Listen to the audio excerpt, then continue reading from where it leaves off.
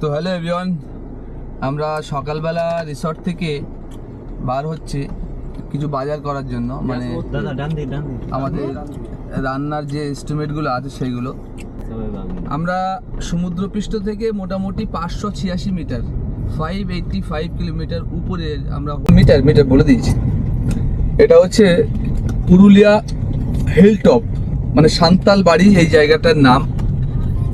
আপনারা দেখুন দূরে দেখতে পাচ্ছেন সারিবদ্ধ পাহাড়। অ্যাকচুয়ালি আমরা পুরো পাহাড়ের মাথায়, আর দেখে বোঝার চেষ্টা করবেন না কতটা ডাউনে যাচ্ছি। আমরা কাল রাতে যখন এসেছি তখন অ্যাবাউট 9 PM এরকম হবে। একটা ভয় কাজ করছিল ফার্স্ট টাইম এরকম একটা অফবিট এরিয়ায়।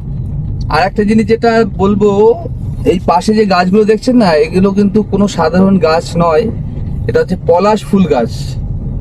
পলাশ ফুল গাছ। আর দেখুন আবার দেখুন কতটা ডাউনে যাচ্ছে, অসাম। আর এই পাশে ছোট ছোট কটেজ, এখানে বেশ দেখলাম রিসর্টটা আছে। মানুষ সবসময় কর্মব্যস্ততার মধ্যে থেকে শহরের কোলাহল থেকে দূরে একটু এরকম অফবিট এরিয়াতে কিছু কিছু মানুষ আসতে সবসময় চায়। বাট অনেকের কাছে সঠিক ডেস্টিনেশনটা সেইভাবে থাকে না, মানে সেই জন্য জানার অভাবে আপনি দেন নাই। তো যারা আমার ভিডিও দেখে এখানে আসতে চান আমার সঙ্গে অবশ্যই যোগাযোগ করতে পারেন, কারণ আমি কৃতপক্ষের সঙ্গে খুব ভালোভাবে কথা বলে নিয়েছি এবং তার ভালো কন্ট্যাক্টস আছে, আমার দাদাদেরই পরিচিত জন তারা। তো কলকাতা থেকেও আসতে পারেন, আপনি যে কোনো জায়গা থেকে, পশ্চিমবঙ্গের যে কোনো জায়গা থেকে আসতে পারেন। ডেস্টিনেশন বা পুরুলিয়া। আর মনোমুগ্ধকর এই পরিবেশ, আর এই মাটির ঘরগুলো দেখুন, মাটির ঘরগুলো। দাঁড়ান আমি একটু বাইরে।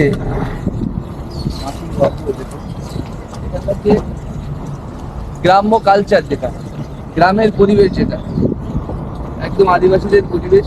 আর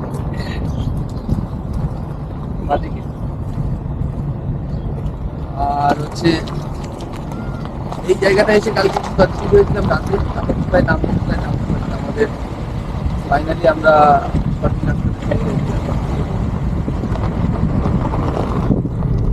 তো আমরা এখন যাচ্ছি, আবার বলছি আমরা যাচ্ছি রিসর্টে কিছু খাওয়ার ব্যবস্থা করার জন্য।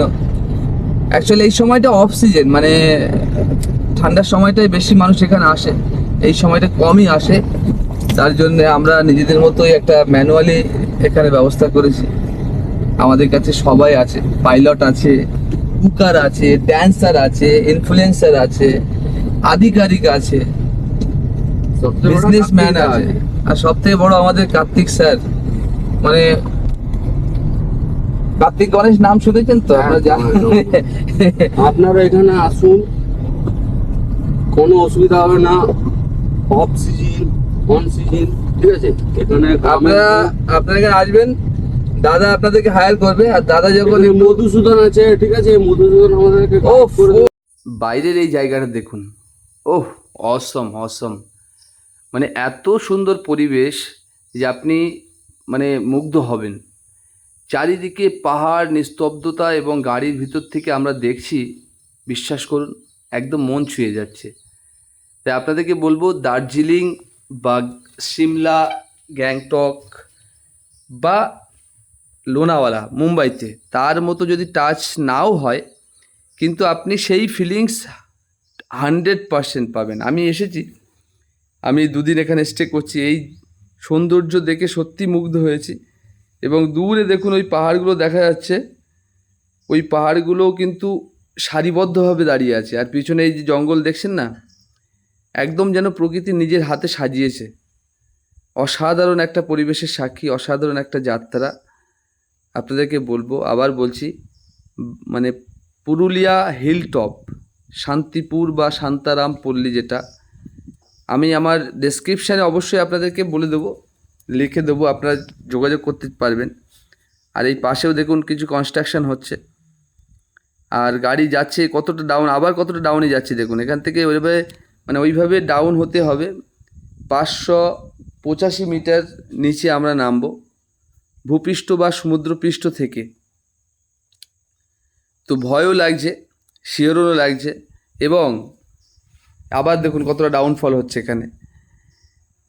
মানে অ্যাকচুয়ালি ভিডিওতে অন স্ক্রিন অতটা বোঝা যাচ্ছে না, বাট আপনি যখন ফিজিক্যালি এখানে এন্ট্রি করবেন এবং যখন দেখবেন যে আমরা যখন দেখছি এই যে আমরা যে ফিলটা করছি, দেখুন কোথা থেকে কোথায় কতটা ডাউনফল হচ্ছে। এইরকম একটা আঁকা বাঁকা রাস্তা ঘুরে একদম সেই চূড়াটায় উঠতে হবে। বলে রাখি, এটা কোনো ছোটোখাটো একটা জায়গা নয়, একটা ডিস্ট্রিক্ট, একটা মহকুমা, তার থেকেও বড় হচ্ছে এর পরিধি, অনেক বড়, অনেক।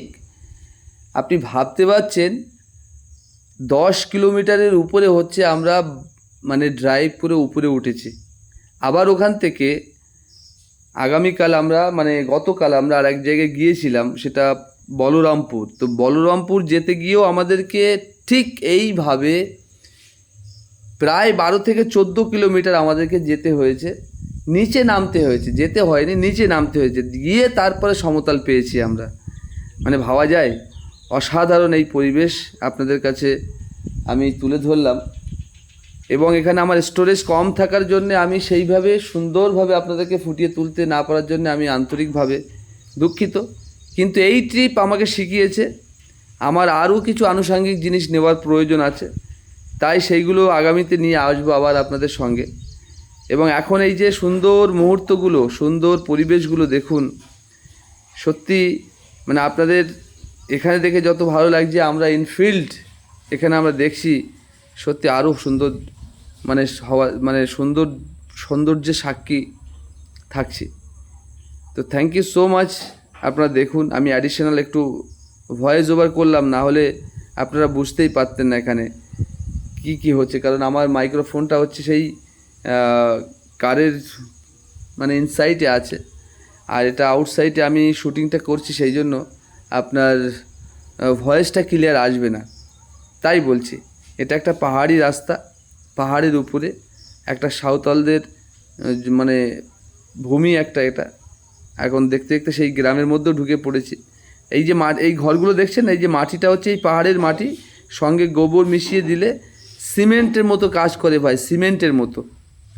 মানে আমি নিজে চোখে দেখেছি কতটা কংক্রিট হয়।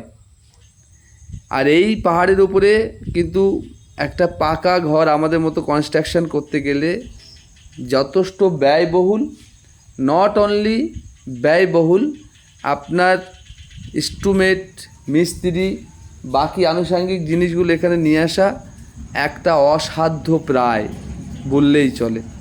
তাই দেখুন এখানে যে কটা বাড়ি দেখছেন, ওই কটা বাড়ি আপনার একদম মনে হবে যে পাকা বাড়ি, বাট পাকা বাড়ি না। তাদের নিজেদের আভিজাত্য, কালচার, তাদের নিজেদের সম্পদ, এই পাহাড়ের মাটি এবং প্রাকৃতিক গ্যাস একসঙ্গে মার্জ করে তাদের একটা